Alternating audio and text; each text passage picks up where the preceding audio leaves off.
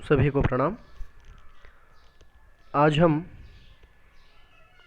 द्वितीय सोपान पद्य भाग का पहला जो भाग मध्यकालीन कविता के बारे में देखेंगे। यहाँ मध्यकालीन कवियों के बारे में मैं कुछ कहना चाहता हूँ। मध्यकालीन में संत कवियाँ आते हैं। संत कवियों में प्रमुख कवियाँ हैं सूरदास, कबीरदास, रैदास और कुछ कवियाँ हम देख सकते हैं। यह संत कवियों ने बहुत ही सुंदर ढंग से जीवन के बारे में, जीवन के मर्म के बारे में यहाँ कहते हैं। संत कवियों ने जो जीवन में होने वाले सारे सत्यों के बारे में अवगत कराना चाहते हैं कि ये हर एक आदमी के लिए ज़रूरी है कि हर आदमी जो संत कवियों के जो वाक्यों को पालन करना बहुत ही महत्वपूर्ण है, क्योंकि जो संत कवियों ने जो भी अपने पद्यों में कहा गया है, अपने पदों में कहा गया है, अपने दोहों में कहा गया है, ये सब सत्य है और ये जीवन का मर्म भी है। तो ऐसे कवियों में यहाँ रैदास तो आते हैं कि मध्यकालीन कवियों में कुछ कवियाँ नीति, जीवन की जो नीति के बारे में कहते हैं और कुछ कवियाँ भक्ति के बारे में, जैसे रैदास एक राम भक्त की राम के बारे में ये अपने वाक्यों को यहाँ लिखा गया है। राम से किस तरह मिलते हैं, राम से किस तरह अपने को मिला लेते हैं, इन सभी चीज़ों के बारे में रैदास इस कविता में कहा गया है। कि हम देखेंगे और कुछ कवियों ने जीवन के मर्म के बारे में, जैसे कबीरदास हो, सूरदास हो, रैदास हो, ये सारे कवियों ने जीवन में होने वाले सत्यांशों के बारे में सारी जनता को अवगत कराना चाहते हैं, समाज को एक संदेश देना चाहते हैं। तो यहाँ रैदास में क्या संदेश देना चाहते हैं देखेंगे। पहले मैं आपको कवि परिचय भक्तिकाल के निर्गुण संतों में संत रैदास का नाम बड़े आदर के साथ लिया जाता है। आपका ज्ञान सत्संग एवं लौकिक अनुभव का प्रतिफल था। आप अपने आचरण में संत और साधना में भक्त थे। आपकी भक्ति सरल और सहज है।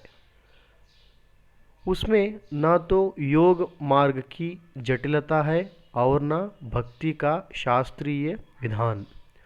रैदास वस्तुतः प्रेमा भक्ति से अनुगत थे। आपकी वाणी में भक्ति भावना, समाज का व्यापक हित, मानव प्रेम आदि को स्थान मिला है। आपके भजन एवं उपदेशों से लोग प्रेरित होकर अनुयायी बन जाते हैं। आपकी वाणी का प्रभाव समाज के सभी वर्गों पर विद्यमान था। संत रैदास जी ने अपने आचरण और व्यवहार से प्रमाणित कर दिया है कि मनुष्य अपने जन्म और व्यवसाय के कारण महान नहीं बनता, बल्कि विचारों की श्रेष्ठता और गुण के आधार पर ही श्रेष्ठ बनता है। प्रस्तुत पदों में संत रैदास ने भगवान के प्रति अपना दास्य भाव प्रकट किया है। राम को पूरे समर्पण भाव से स्वीकारते हुए रैदास जी ने स्वयं को पानी बाती, धागा और दास संबोधित किया है, तो प्रभु को चंदन, दीपक, मोती और स्वामी के रूप में स्वीकार लिया है। साथ ही परिश्रम के महत्व और समता भरे समाज को परिभाषित करते हैं। यहाँ रैदास ने भक्ति के साथ साथ किस तरह वो ये जो पद्य में अपने को पानी, बाती, धागा और दास संबोधित किया है कि इसी तरह प्रभु को माने भगवान राम को चंदन, दीपक, मोती स्वामी के रूप में स्वीकार कर लिया है, इसके बारे में और परिश्रम के महत्व के बारे में। यहाँ आप सभी को पता है परिश्रम कैसी चीज़ है कि परिश्रम से हर एक आदमी अपने जीवन में सफल हो सकता है, कि इसी के बारे में ये जो पद्य में दिया गया है। तो देखेंगे हम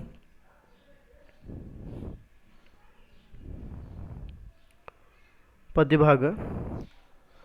अब कैसे छूटे राम रट लगी, प्रभु जी तुम चंदन हम पानी, जाकी अंग अंग बास समानी।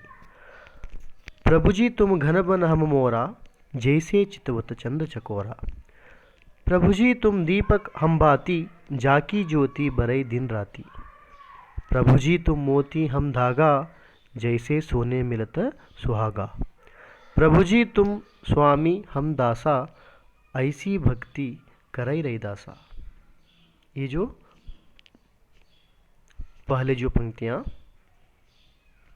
तो दूसरा सर्ग देखेंगे।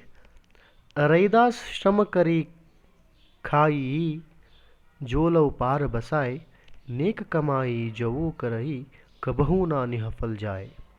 ऐसा चाहो राज में, जहाँ मिले सबन को अन्न, छोटा बड़ो सब सम बसई, रैदास रहे प्रसन्न। यहाँ प्रस्तुत कविता में रैदास यह कह रहे हैं कि पहले जो पंक्तियों में कह रहे हैं कि अब कैसे छूटे राम रट लगी।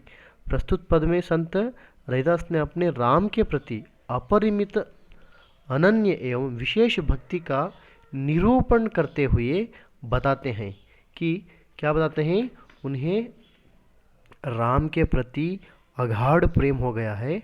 उन्हें लगता है कि राम के बिना उनका जीवन अधूरा है, कि ये पहली जो दो पंक्तियों में कहा गया है। अब कैसे छूटे राम रट लगी, प्रभु जी तुम चंदन हम पानी, कह रहे हैं कि राम के प्रेम में वो डूब गए हैं। अगर राम चंदन है तो वे स्वयं पानी हैं, जिसमें घुलकर अपने शरीर के प्रत्येक अंग अवयव में लेप कर लिया है। कि चंदन में जिस तरह पानी घुलता है, उसी तरह ये भगवान के एक प्रेम में घुलकर ये क्या कर रहे हैं, अपने सारे अंग को सुगंधित, किस तरह पानी में चंदन मिलकर सुगंधित बन जाता है, उसी तरह ये भगवान के प्रेम में मिलकर ये क्या होना चाहते हैं, सुगंधित बनना चाहते हैं। और दूसरे और पंक्तियाँ, प्रभु जी तुम घन बन हम मोरा, जैसे चितवत चंद चकोरा। कि कह रहे हैं ये प्रभु जी तुम घन बन, तुम क्या घन मतलब बादल, तुम बादल हो, हम मोरा, जैसे चितवत चंद चकोरा। जैसे उसी तरह बादल को देखकर जिस तरह मोर नाचता है, उसी तरह मैं आपकी भक्ति को देखकर मैं पुलकित हो जाता हूँ। मैं आपके नाम को याद करते ही मैं पुलकित हो जाता हूँ, खुशी से झूमने लगता हूँ। जैसे चितवत चंद चकोरा, कि चांद को देखकर रात भर एक पक्षी होती है चितवत चंद चकोरा, की चकोर पक्षी जिस तरह चांद की रात को, चांदनी रात को देखती रहती है, जैसे तीतर, उसको कहते हैं चकोरा मतलब तीतर, कि रात भर ये चांद के उजाले को देखकर ये सुख पाता है।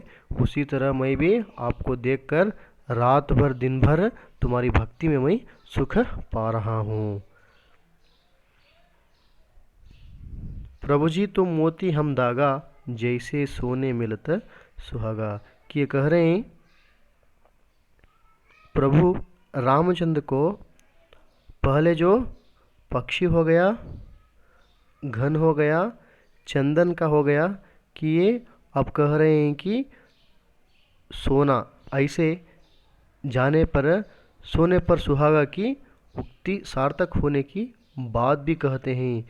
किस तरह सोने सोने से वो मिला रहे हैं अपने आप को, भगवान राम मोती हैं तो रैदास अपने को धागा मानते हैं।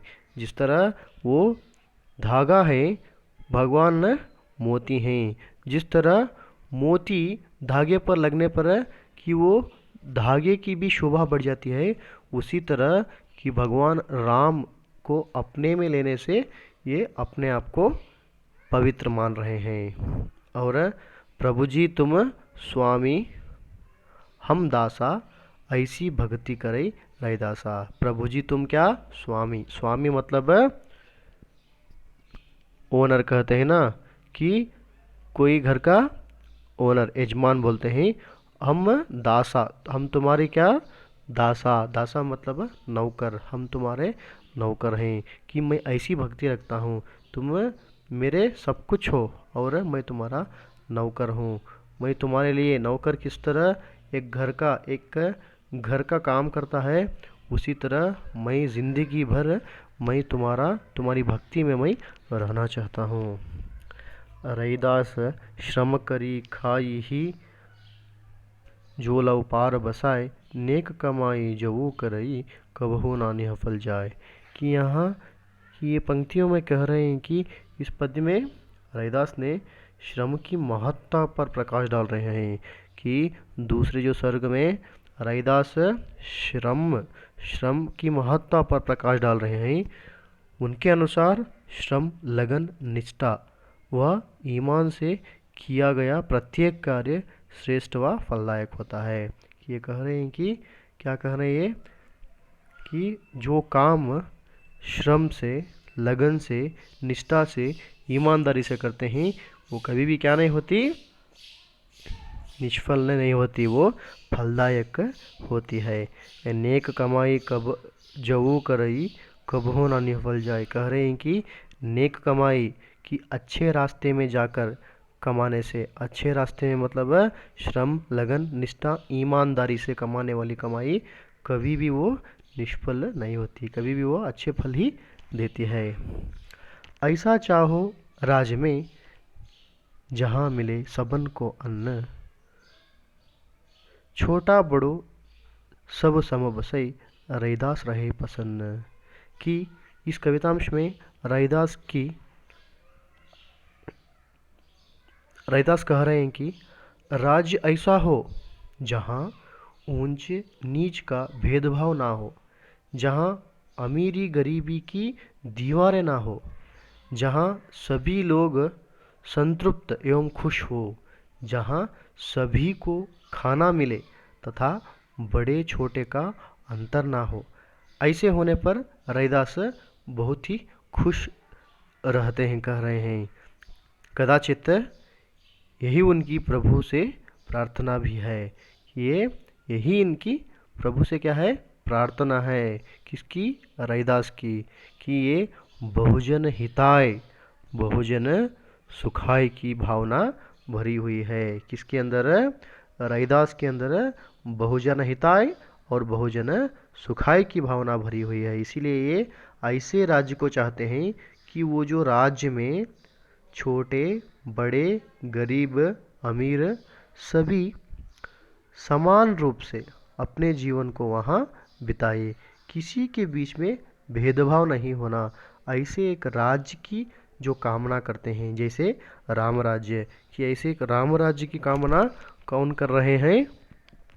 रैदास कर रहे हैं। यहाँ आपको ये पता चलता है कि रैदास अपने राम भक्ति